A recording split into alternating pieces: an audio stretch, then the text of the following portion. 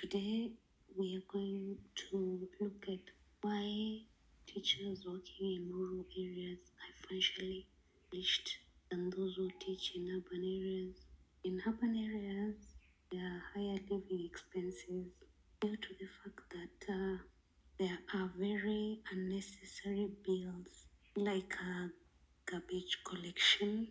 In your apartments, you can have a caretaker's corridor cleaning fee or even watchman fee.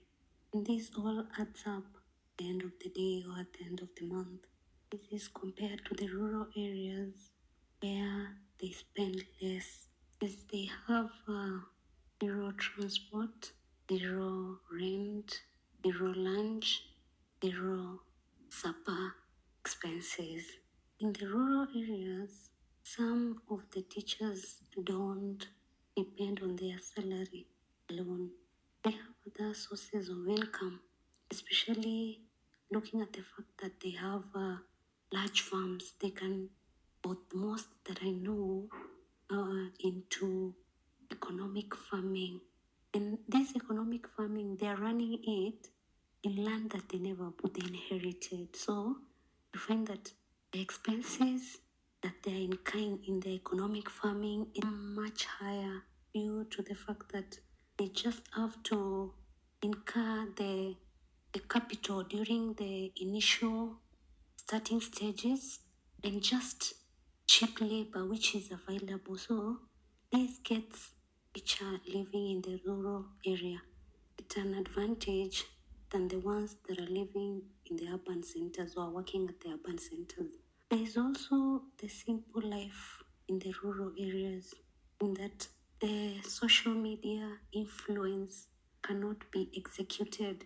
Even if there is social media and there's a lot of pressure to maybe eat, to buy expensive comfort food for the family every Sunday, like pizza, doesn't get to you because in rural areas, most of these luxuries are not there.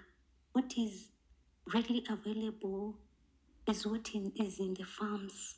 These teachers are also financially established, as most of the time they are not stressed off by minor issues, as they take a lot of their time think about the things that are surrounding them. Most of them are working in the shamba most of the time if they are not at school. Others are maybe looking after the workers who are working for them in these areas, as most of the expectations according to the society there is that they highly engage in social activities surrounding their neighborhood.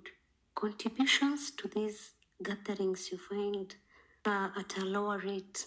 You can find them contributing as low as 50 shillings and a high of 500 shillings, because also the expectation is that the events are many and they're the ones who are nearby earning, so they'll be expected to give to the next community event, maybe helping in raising up expenses for a student who's going to the university, mostly a needy student, or even contributing towards school fees of a primary school student. You can always add more points in the inbox. I'm grateful you subscribed.